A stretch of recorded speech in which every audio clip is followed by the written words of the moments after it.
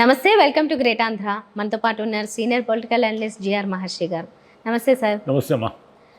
Sir, నిన్న మొన్నటి వరకు ఇప్పుడు అలయన్స్లో వస్తున్నారు కాబట్టి టీడీపీ జనసేన ఒకవేళ పార్టీ అధికారంలోకి వస్తే ఎవరు సీఎం అనే దాని గురించి మాట్లాడుకున్నారా, అది పంచుకుంటారని, అలా పంచుకుంటారా అనే క్వశ్చన్, ఏం చేస్తారు అనేది.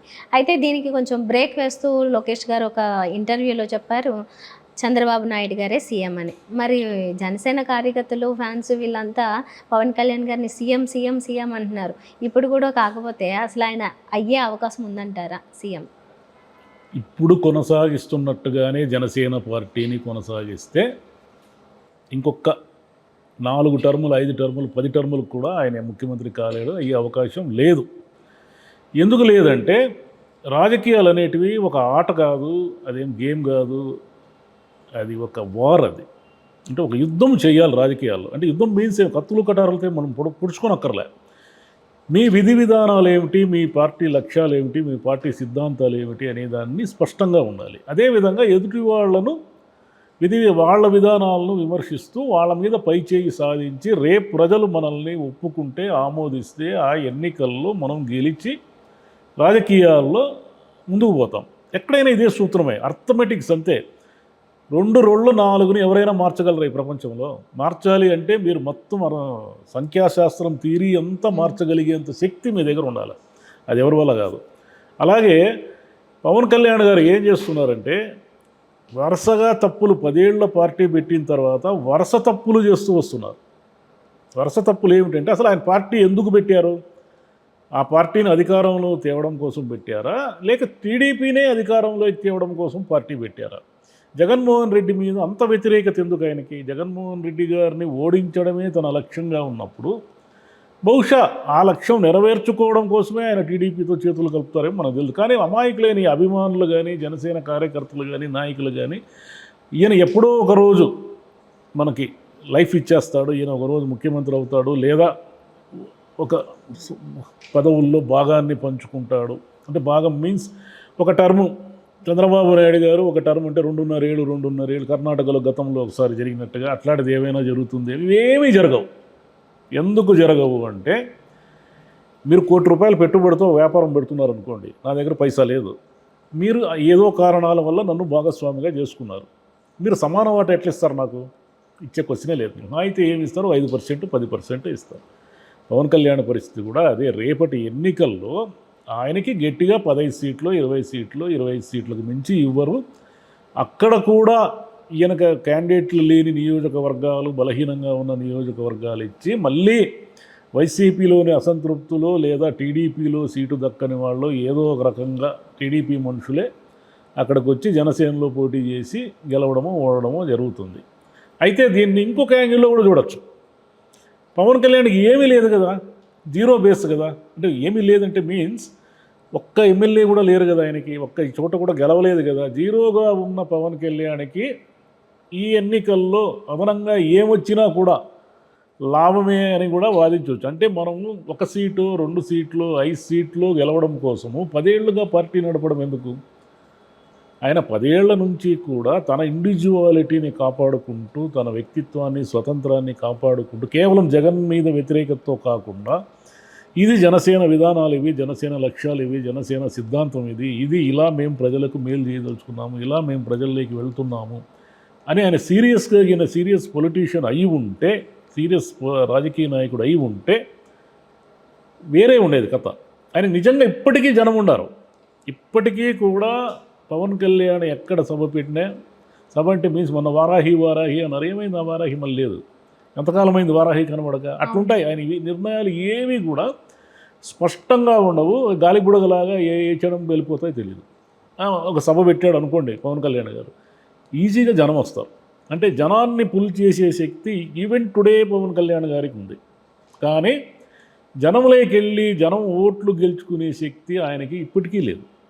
ఇప్పుడు కూడా ఆయన తెలుగుదేశం అలయన్స్లో ఉండి ఏవో కొన్ని సీట్లు సాధించుకొని పార్టీని బతికించి ఇంకా ఏదో వాళ్ళు ఇస్తే చాలు, ఏదో ఒక రకంగా 4 ఎమ్మెల్యేలు 5 ఎమ్మెల్యేలు గెలిచి ఒక మంత్రి పదవి తెచ్చుకుని, అంటే అధికారంలోకి వస్తే ఇదంతా కూడా తెలుగుదేశం పార్టీ అధికారంలోకి వస్తే అనే మాట ఉమ్, అనే మూడ్లోనే ఉన్నారే తప్ప జనసేనని బాగా బతికించి దాన్ని ఒక లెవెల్కి తీసుకెళ్ళి నేను కూడా ముఖ్యమంత్రి క్యాండిడేటు, నేను కూడా ముఖ్యమంత్రి పదవికి సరైన వాడిని అని ఆయన ఏనాడు కూడా చాటుకునే ప్రయత్నం చేయడు, చేసే దిశగా కూడా ఆయన ప్రయత్నం చేయడం లేదు కూడా.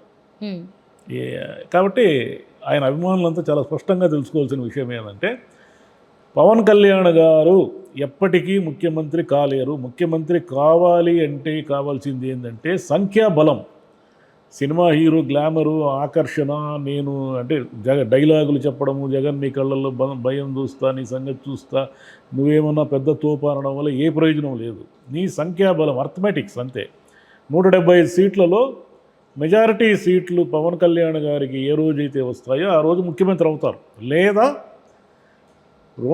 కింగ్ మేకర్ అంటే ఏదైనా కారణాల వల్ల హంగ్ అనేది ఏర్పడితే, అంటే ఈయనకి ఒక 30 సీట్లు 35 సీట్లు వస్తే అక్కడ మెజారిటీకి అవసరమైన సంఖ్యాబలం కావాల్సి వస్తే ఆ రోజు ఈయన నన్ను ముఖ్యమంత్రిని చేస్తే నేను గవర్నమెంట్ని నిలబెడతాను అని అనగలిగితే అవన్నీ ఊహాజనితాలే.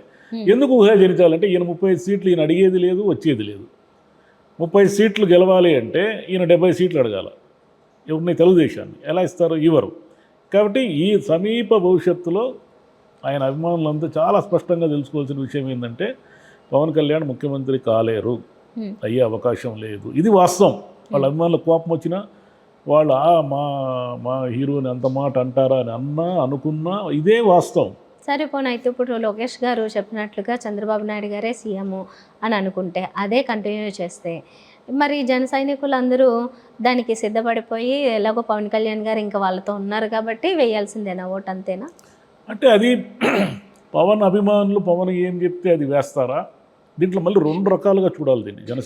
జనసేన పార్టీలో పవన్ ఆడుకోరు అభిమానులంతా ఉంటారు.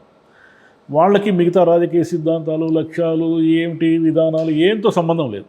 వాళ్ళు కేవలం పవన్ మీద ఉన్న అభిమానంతో ఓటేస్తారు. జనసేనలో ఇంకొక వర్గం ఏమిటంటే కాపు వర్గం ఒకటి గట్టిగా తమకు రాజ్యాధికారము, తమ సామాజిక వర్గానికి ఏదో ఒకనాడు అధికారం వస్తుంది అని ఒక నమ్మకంతో ఉన్నారు. ఆ నమ్మకంతో వాళ్ళు పవన్ కళ్యాణ్ వెంట చాలామంది ఉన్నారు. వాళ్ళందరూ కూడా పవన్కి అధికారం అయితే రాదు, కాకపోతే జనసేన ఎన్నో కొన్ని సీట్లలో గెలిస్తే గతంలో బీజేపీకి ఇచ్చినట్టు 1-2 మంత్రి పదవులు ఇచ్చారే మీకు. గత 2014 ఎన్నికల్లో చంద్రబాబు గారు ముఖ్యమంత్రి అయినప్పుడు బీజేపీకి 1-2 మంత్రి పదవులు ఇచ్చారే. అలా ఆ లెక్కల ప్రకారము పవన్ కళ్యాణ్ గారికి 1-2 మంత్రి పదవులు ఇస్తారు. అది కూడా చంద్రబాబు గురించి బాగా తెలిసిన వాళ్ళంతా చెప్పేది ఏమిటంటే వీళ్ళని ఎప్పటికీ ఆయన ఎదగనివ్వడు. అది మర్రి చెట్టు అనమాట. మర్రి చెట్టు కింద ఈ జనసేన అనే మొక్క ఎప్పటికీ ఎదగదు. ఎందుకంటే ఈ మొక్క ఎదగడం వల్ల ఎవరికి ప్రమాదము? తక్షణ ప్రమాదం ఎవరికి? వైసీపీకి ఏమీ లేదు. జనసేన ఎదగడం వల్ల వైసీపీకి వచ్చిన నష్టమే లేదు. ఎందుకంటే వైసీపీ ఎప్పుడు సింగిల్గానే ఉంటుంది, వాళ్ళు ఎవరితోనూ పొత్తులు పెట్టుకోరు.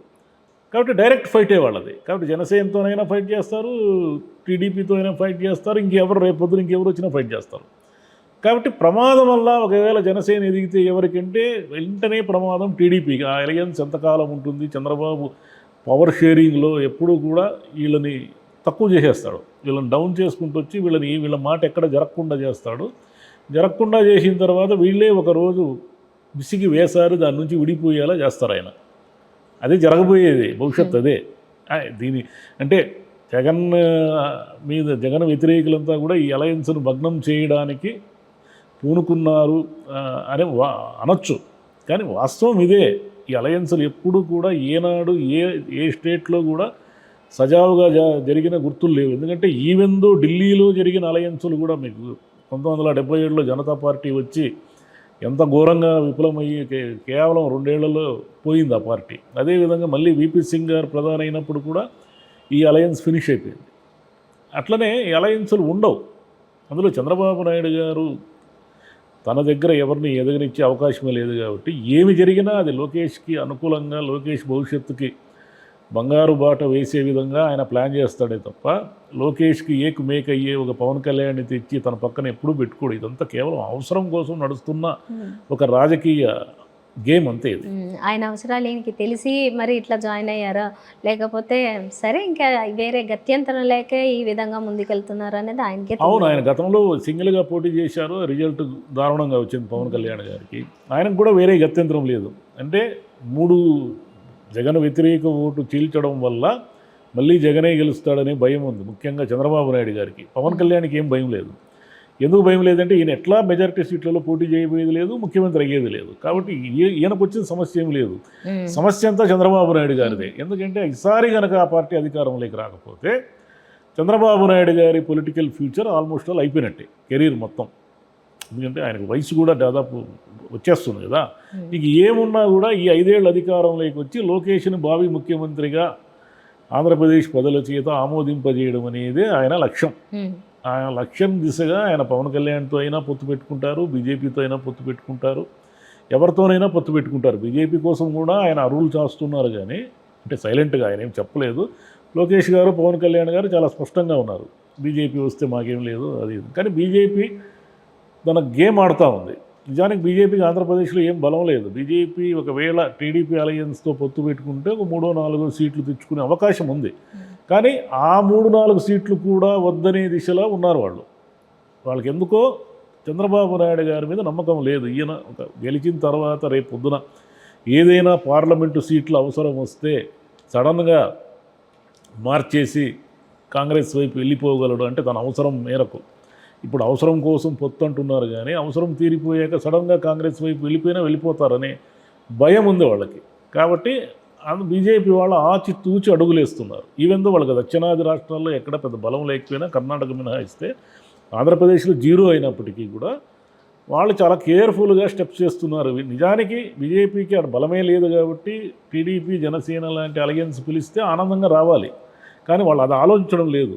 పార్లమెంట్లో ఢిల్లీ లెవెల్లో ఆలోచిస్తున్నారు. వాళ్ళు కేవలం ఆంధ్రప్రదేశ్లో పార్టీ ఉంటుందా, బతుకుతుందా, ఎవరితో చేతులు కలిపాలి, ఇవన్నీ లేదు, వాళ్ళ మైండ్లో లేదు. ఢిల్లీ లెవెల్లో వాళ్ళు రేపు పొద్దున ఏదైనా సీట్లు అవసరం వస్తే మనకు ఎవరు అనుకూలంగా ఉంటారు అనే మూడ్లో ఉన్నారు. ఇప్పుడున్న రాజకీయాలను బట్టి చూస్తే జగన్నే అనుకూలంగా ఉన్నారు వాళ్ళకి. పోన్లేండి, రాజకీయంగా ఒక సూత్రం ఉంది కదా, ఈ రాజకీయాల్లో ఎవరు శత్రువులు కాదు, మిత్రులు కాదు, ఇలాంటి ఎవరు శత్రువులు కాదు, ఎవరు మిత్రులు కాదు, అది ఆ కాన్సెప్ట్లో వెళ్ళిపోవడం. ఆ concept. Thank you sir. Thank you అమ్మా.